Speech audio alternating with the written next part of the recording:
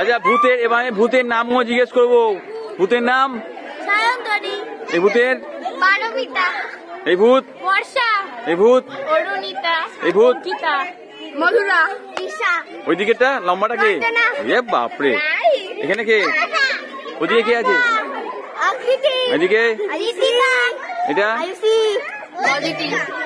এটা কি ভূত? এটা কি ভূত? এই দীপসু? ওটা কি ভূত? এই ভূতটা কালো ভূত? এটা? এইটা কি ভূত? আচ্ছা ঠিক আছে।